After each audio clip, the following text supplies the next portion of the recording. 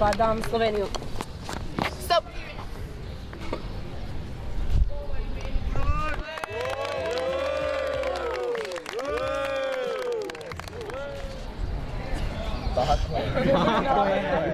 Dobar dan, dečki. Dobar dan. Što se to radi? Ma igraju staru igru dok još nije bilo kompjutera i tako. A je, to je zanimljivo. A o čemu je reći točno? Ma crtaju granice i kradu teritorije ostali.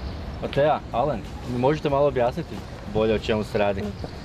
Pa to je igra koju igramo i zove se Ukrade zemlju, a to je zadatak naš koji moramo napraviti. Igramo da vidimo da li uopće postoje granice ili se ljudi igraju s njima.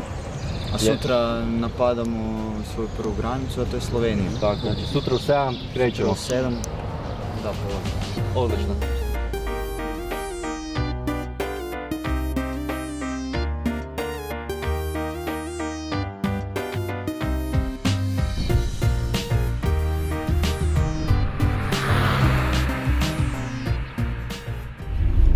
Evo sad baš napuštamo Hrvatsku, to je naš stari granični prijelaz.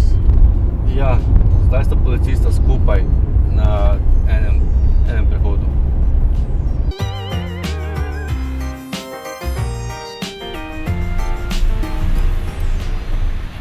Dobar dan, granična kontrola, molim vas dokumente.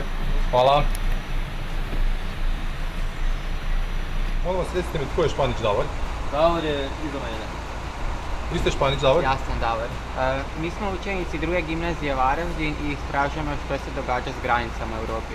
Pa ako imate vremena, postavili bismo vam nekoliko pitanja. Naravno, nema problema, izvolite.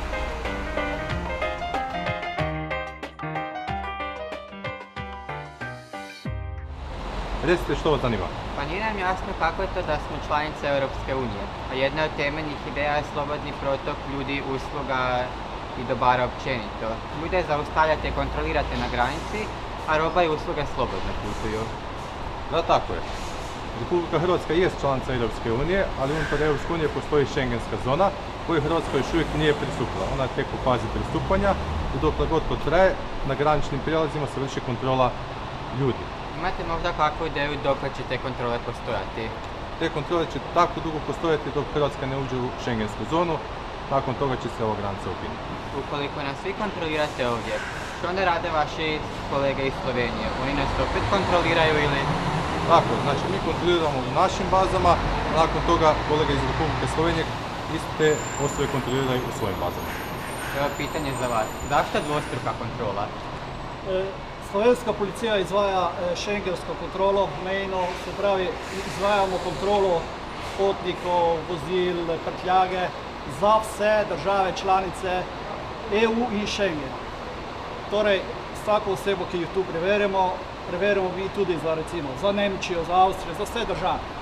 Zato naše stvari oziroma naše preverke se beležijo v sistemu, šengenski informacijski sistemu, temu rečemo uradno, učim kolegi pa preverijo v njihovem sistemu. Znači, vi ste kao kontrola na ulazu u šengensku zonu. Od vas, na primjer, do Bristela mi ne bi trebali imati kontrole ili?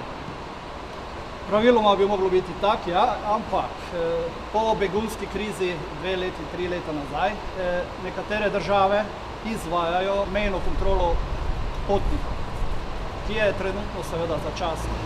A nije li to suprotno zakonima Europske unije? Je, nasprotju, ampak tako je odločila politika. A mi kontroliramo vse potnike, ki prihajajo iz Republike Hrvaške. Na meji Slovenija, Mađarska, Slovenija, Italija, Slovenija, Avstrija pa ne izvajamo mejne kontrole, ampak to izvajajo v notranjosti enote za izravnalne ukrepe. Dobro, puno vam hvala, mi sad idemo dalje do mobilne kontrole.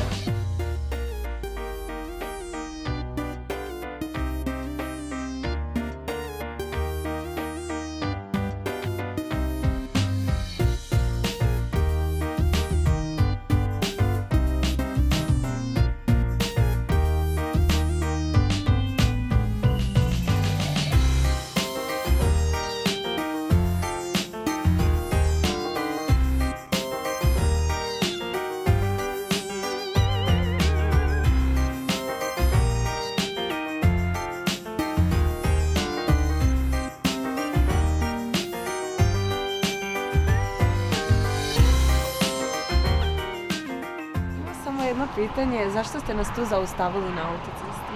Malo za šalo, malo za res, ker vas iščejo vaši kolegi in so rekli, naj vas poiščemo. Tako da smo vas najdli, ne? Ker pa so vam tudi rekli, da vas zanima, kaj pomenijo izravnalne ukrepe, pa vam na kratko povem. Naša policijska postaja za izravnalne ukrepe Murska Sobota izvaja delo po konceptu in po zakonu nadzor državne meje. Naš namen je nadomestek izostanka mejne kontrole, ki je bila ukinjena na notranji meji. To pomeni posledično tudi varnostnega manjka. Zaustavljamo vozila naključno, nediskriminatorno, na podlagi profilov, iščemo pa oziroma preprečujemo čezmejno kriminaliteto in nedovoljene migracije. V tem letu smo odkrili že za skoraj $500 000 ukradenih vozil. Odkrijemo osebe, ki skrivajo svojo identiteto za zelo dobro ponarejenimi listinami, osebnimi dokumenti. Eden izmed mnogih pripomočkov, ki jih uporabljamo pri delu, je tudi ta lupa za pregled listin. V pari sekundah, največ minute ugotovimo, če je listina ponarejena ali pa pristna. Kot pomoč uporabljamo to vozilo, ki stoji za nama. V njej imamo vse povezave, opremo, ki so nam pripomoček pri delu. Če imamo tujca, recimo, da vi ne bi imeli osebne izkaznice in ne bi vedeli vaše identitete, bi preko določenih povezav, preko Centra za sodelovanje varnostnih organov preverili vaše podatke. Tam so tudi hrvaški kolegi. Oni bi nam poslali vaše podatke, mogoče tudi vašo fotografijo, bi to potrdili, izrekli vam globo in vas pustili naprej, ker ste državljani Evropske unije.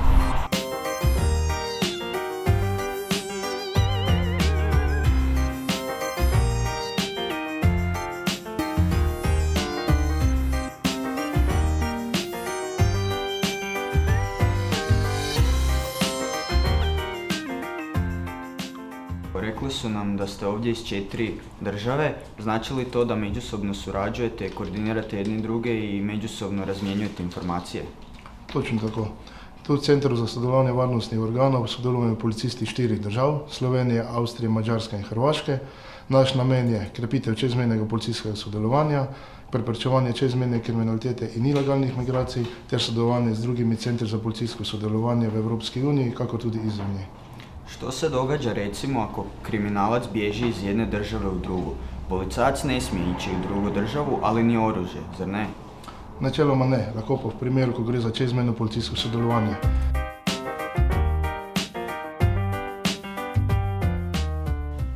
Tu imamo primer čezmejnega policijskega zasledovanja, ko so roparji iz Mađarske bežali v Republiko Slovenijo.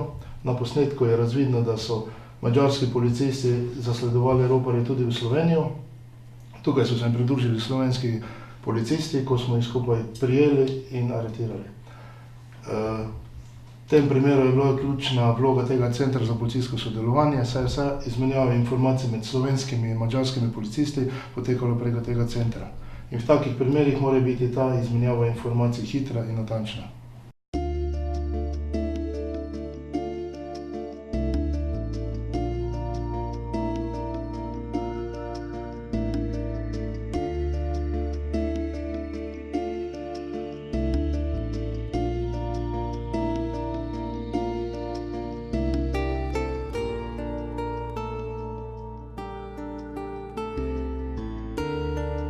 Evo, pozdravljeni.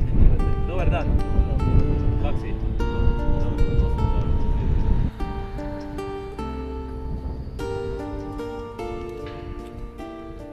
Stojimo na granici koja nekada nije bilo jer smo bili u zajedničkoj državi i sad ta granica dijeli ljude, a s obzirom na bodljikavu žicu možemo reći da ona sječe i ljude, države, parcele i kuće. Ja, dobro ste postavili to vprašanje. Res tukaj nikoli ni bilo prave meje. Še posebej smo se veselili leta 2013, ko je Hrvaška vstopila v Evropsko skupnost in takrat smo res ljudje bili veseli. Takrat smo si predstavljali, da mej sploh ne bo. Kmalu smo ugotovili, da meje še vendarle bodo, vendar carin tukaj ne bo. In res je bil žalosten dogodek, ko sva se ponovno tukaj srečala 11. novembra leta 2015. In takrat so solze pritekle mojemu kolegu županu. Razvoj situacije koji je doveo do toga da se odjednom tu postavio počela pojavljivati žica i to žica koja je u svakom slučaju ovako na pogled izgledala vrlo opasno, dakle ta bodljikava žica govori o jednoj razvoju situacije koji je loš za suživot ljudi tu, koji je loš u smislu nekakve budućnosti i nekakvog optimizma u ono što smo nas dvojica svakog ovom trenutku kad smo tu zajedno se veselili, pretpostavili da će to doći, samo je bilo pitanje vremena kad će to doći. I mislite li možda da zbog tih odnosa bi ti ljudi lakše odlučili gdje je ta granica? I sigurno da niti ljudi se neće dozvoliti da zbog te ograde, bilo kakva ona bila, da se međuljudski odnosi poremete. Ne glede na to, kakšni so odnosi med vrhovi obeh sosednjih držav Slovenije in Hrvaške.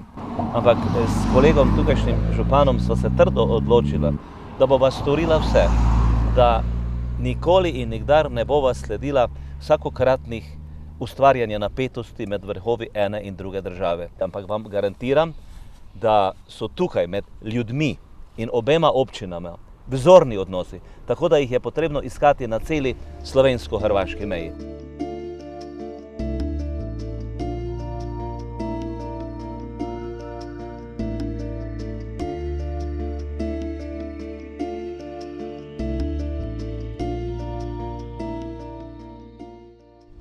Nema nikoga doma? Kaj njega nikoga doma? Dopalo sem ti enoga pomembnega gosta. Enoga mladiča. Pa daj, gledi ga ti to, pa gledi ti našega dečka, soseda. Samo se malo pobegne. Zdravo. Ja, mene naša. Ja, dobro, ali meni je on boljše. Glejte, kaj vam povem. Tu mi je nekaj najlepšega, če mi gremo da pridemo prek meje, pač brez dokumentov, samo s osebnim dokumentom, pa se midva z županom srečamo, z gospodom Rebernikom Stankom, midva se objameva. On mene suseda, kako si jaz njemu, pa gledajte, noben denar, nobeno bogatstvo, nič mi ne pomeni, kak takšna lepa topla beseda, pa takšno lepo sodelovanje, kak jo mi imamo, ne? Eno posod. Vi ste proživjeli puno toga i doživjeli u vezi te granice, pa što nam možete reći u vezi toga i gdje se nalazi sad ta nova granica? Tu je slovensko ozemlje, ampak po osamosvojitvi smo mi dobesedno ostali odrezani od Slovenije, ker ta cesta, tu je nekaj metrov slovenskega, tam pa je že hrvaško in po osamosvojitvi sta se postavila hrvaški in slovenski mejni prehod. Ker mi nismo imeli drugega izhoda, smo morali skozi obe kontrole. Kot hrvaško in slovensko, tukaj je prihajalo do zapletov na ene in drugi strani. Ni me sram povedati, mi smo kmečka, navadna kmečka družina s 3-hektarsko zelo hribovito kmetijo. Tukaj smo pridelali, pravzaprav prigarali od vina do živine, do vseh pridelkov. To je bilo potrebno prodati, prepeljati skozi obe kontrole in tukaj je prihajalo do zapletov. 14 let čakanja, prepiranja, propadanja.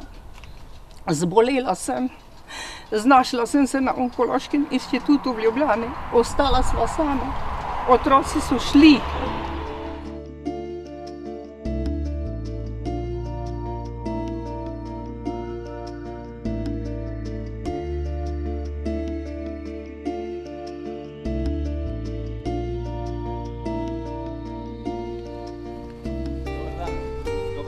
To pa so naši gimnazijci iz Varaždina, evo. Lijep pozdrav, dobrodošli. Hvala.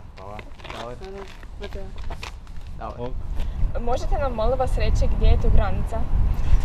Meja je glih na tem mestu, kjer se mi nahajamo, pravzaprav ta ograja predstavlja mejno črto, v zadju pa je moja hiša, ki je na Razkrižju v Sloveniji, tukaj pa je očetova hiša, kjer smo živeli prej na hrvaški strani. Ja, ampak v praksi je to ena domačija, objekti so na eni strani meje in na drugi strani meje in mi mejo prehajamo dnevno 100-krat. Pa jaz te meje ne priznam, to mejo so napravili političari, to je umjetno. A oni v Brislu, oni si ruke manejo, sneg bude, kak bude, a njih ne zanima, kaj bomo ti obični ljudi, kak bomo mi tu živjeli. Pa Ljubljana sugerira tak napravite, pa se Zagrebu posvadijo, pa tak jednostavno ping-pong igrajo, a mi tu moramo se prilagođavati, ali imamo jednu sreću. Imamo jako dobre odnose sa tu Pomurjem, sa Raskićem, sa ovim županom i sa svim žiteljima i normalno u Štrigovi. Isto fenomenalne odnose imamo, tako nekih velikih problema nemamo, ali u praksi ta granica je složena da političari imaju dobre plaće, dobre jednostavno stolice, fotelje, a mi moramo tu živjeti.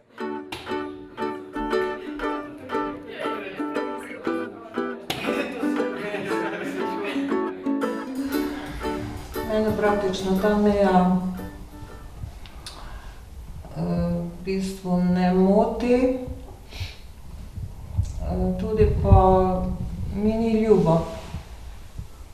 Mi smo tu prijatelji z ene in z druge strani, tako da praktično mi te meje ne upoštevamo.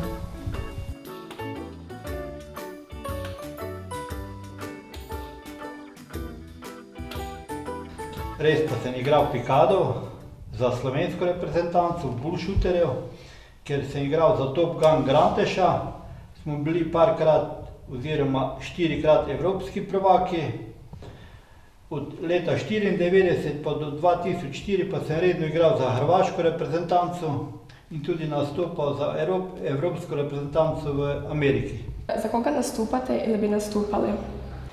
Za hrvaško reprezentanco, ker sem normalno, naša hiša je na toj strani, na Hrvaški, in imam hrvaške dokumente, tako da bi nastopil za hrvaško reprezentanco, kot sem tudi 10 let nastopil za Hrvaško. A sin? On pa bi za slovensko, ja. Kojoj državi pripada vino? Enostavno, vino je dobro, bilo je tudi že nagrajeno v Londonu pa v Parizu in vsi so zadovoljni, ker vino je tudi užitek pa hrana.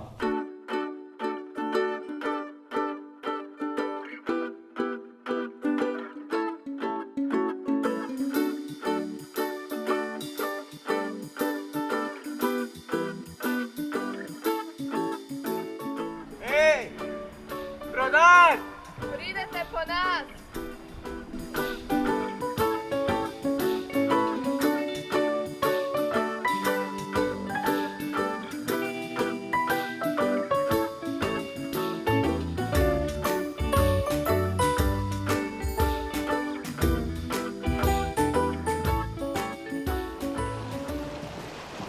Dobar dan.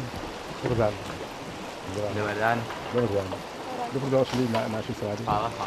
Mi smo učenici iz druge gimnazije Varaždin i istražujemo što se to događa s europskim granicama, da li nastaju ili nestaju. Kako predlagam, da se pogovorimo kar na čovnu, da bomo najbolj spoznavali tudi to sotočje, predvsem oba bregova Mure in kako pravzaprav čim bolj približati ta brega v skupnemu cilju. Dobrodošli. Hvala. Danas ujutro kad smo išli, čekali smo na granici, bila je policija, pa čekaju i svakodnevni radnici, čekaju i putnici. Nama se to čini malo prestrogo jer ipak su obje države u Europskoj uniji.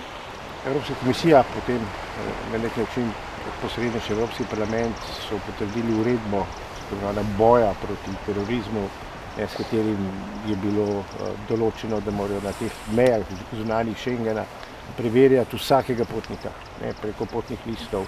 In to je naredilo grozne kolone. Opozarjali smo, da ti ukrepi proti terorizmu morajo biti sorazmerni. Ne smejo poseči v svobodo ljudi, ne smejo poseči tudi na varstvo osebnih podatkov. Mislim, da bi več morali narediti pri izmenjavi informacij med organi, ki so pristojni za boj proti terorizmu. A sloboda kretanja je jedna od najvažnijih aktivacija Europe.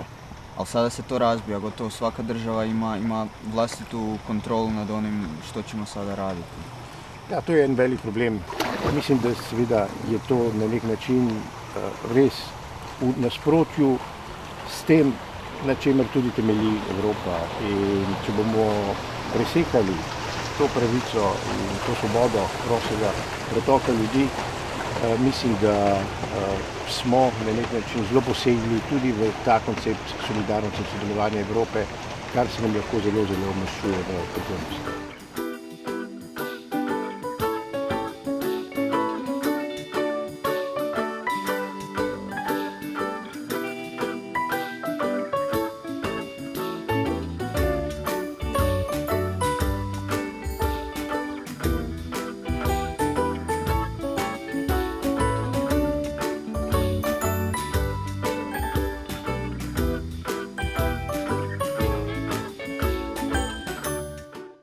Hvala vam i šteta da nije bilo i našeg poslanika. Ja, tudi meni je žal, ampak pridite v Bruselj in ga boste srečali v živo. U Briselu idemo? Ja, seveda. Ozbiljno? Čisto zares. Idemo onda. Vidimo se. Tako da srečno in nasvidenje.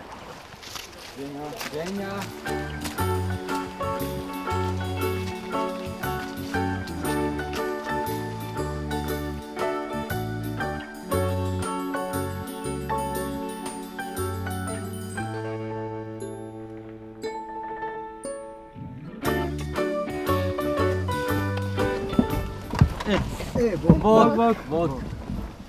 Kaj, ste se umorili, kak je bilo? Super je bilo, stvarno. Je? Da, odlično. Puno. Je, lepo. Se kaj naučili novog? Jesmo, puno toga. Idemo u Brisel. A daj ne zezaj. Stvarno idemo. U Brisel? Da, u Brisel idemo. Mi? Mi, druga gimnazija. Da, druga gimnazija idemo. Pozval nas je gospodin Šoltes da vidimo parlament malo. Aha.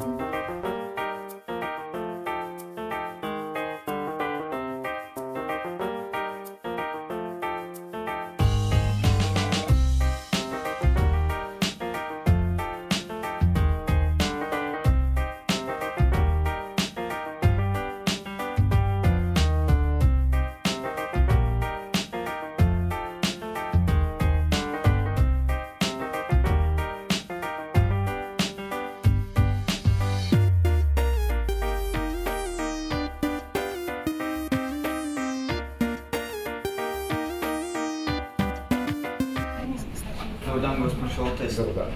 Mi smo se vidjeli na Muri i rekli smo da se budemo našli u Briselu, pa evo tu smo. Taj projekt Europa bez granica ugrožena je zbog pojave bjegunaca, terorista, pa što vi mislite da li je zbilja potrebno ponovan povratak policije na granice? Sasvim sigurno da neki nemili događaji koji su bili u bližoj prošlosti su doveli do toga da se pojača oprez, jer znamo da smo imali i terorističke napade u više evropskih gradova, ali isto tako se događalo da smo imali ilegalne prelaske granica, a ako nemamo kontrolu tko nam ulazi na naš teritorij i sa kojim namjerama, onda sasvim sigurno ne možemo garantirati niti sigurnost našim građanima. Te aktivnosti bi trebale biti usmjerene na neke druge točke i na neke druge zemlje i trebali bi prevenirati takve stvari prije nego što nam se one preliju na evropsko tlo. Mislim da se mi moramo fokusirati ne na zatvaranje granica, nego na reguliranje određenih pojava koje se događaju na evropskom tlu. Nedavno smo imali priliku posjetiti ljude koji žive na granici. Prema njihovim stavovima i mišljenjima, problem granice bi oni međusobno riješili unutar 2 sata. Ali tu se miješa politika. Miješa se politika Zagreba i politika Ljubljane. I nastaje nesporazum. Na koji bi način vi to riješili? Pa dobro, mi se sa evropske razine kao europarlamentarci ne možemo direktno miješati u to, jer je pitanje granice, kao što znate, pitanje supsidijarnosti, ono je u nadležnosti država članica, no sasvim sigurno da mi kao susjedi i Hrvatska i Slovenija naša otvorena pitanja moramo rješavati u dijalogu i u jednom dobrosusjedskom ozračju. Mislim da će veliku stvar za ljude koji žive na granici s jedne i druge strane granice učiniti upravo taj ulazak Hrvatske u Schengen, jer mislim da će njima u stvari nekako biti puno jednostavnije funkcionirati i prelaziti, zato što je to njihov svakodnevni život i onda oni možda najbolje na svojoj koži osjećaju tu prisutnost Schengena, odnosno nedostatak Schengena. Predvsem se strinjam o tem, da politika mora v načelu delati v dobro ljudi, ne v, če rečem, nekih strankarskih ali pa ozkih političnih interesih. In da se bi bilo mnogo lažje živeti, če bi tudi na mejnih področjih, če bi politika bolj upoštevala realnost, če bi bolj upoštevala stiske ljudi, ki se znajdejo v problemu, ko meje posegajo v njihovo ali pa posežejo v njihova domovanja in ki, če rečem, dosedanje sosede razdelijo na 2 različna konca oziroma 2 različni državi. Kar se tiče pa naših hrvaško-slovenskih odnosov, je treba seveda stvari reševati skladno z pravili tudi mednarodnega prava, predvsem pa tudi z dialogom.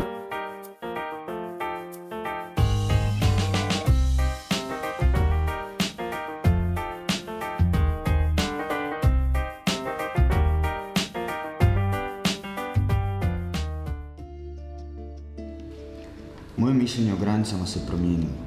Smatrao sam kako prelazak granica nije dovoljno pojednostavljen, ali vidim da su neke sigurnosne mjere potrebne kako bi bili sigurni u drugim državama. A živjeti na samoj granici nije baš najbolje. Nisam mislio da ljudi koji žive na granicama imaju toliko problema. To mi je otvorilo oči.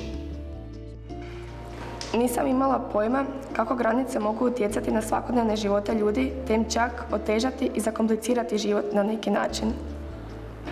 Naučila sam da su provjere na granicama ipak potrebne kako bi bili sigurni i živjeli u miru, ali ne u tolikoj mjeri da otežava ljudima život.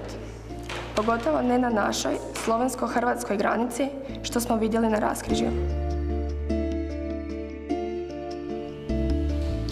Prije sam mislila kako na nekim granicama treba više kontrola, da bi za nas stanovnike Hrvatske i Slovenije trebalo smanjiti preglede i kako ljudi koji žive na granicama nemaju problema. U svakodnevnom životu oni se u stvari bore sa mnogim problemima koje bi mogli riješiti, ali u tome ih sprečavaju mnoge prepreke i zakoni koji su im postavljeni. Granice. Prije nego što smo započeli s projektom, nisam bio svjestan koliko je pitanje granice u stvari složeno i kompleksno. Na ovih 6 mjeseci sam naučio da svako pitanje treba temeljito istražiti. A što se tiče hrvatsko-slovenske granice, tu vjerujem ljudima. Da se pita njih, problem granice bi već odavno bio riješen. No ipak, veliku ulogu igra politika u Zagrebu i Ljubljani. Smatram da je Europa bez granica jedna plemenita ideja koja će vjerovatno jednog dana i zaživjeti.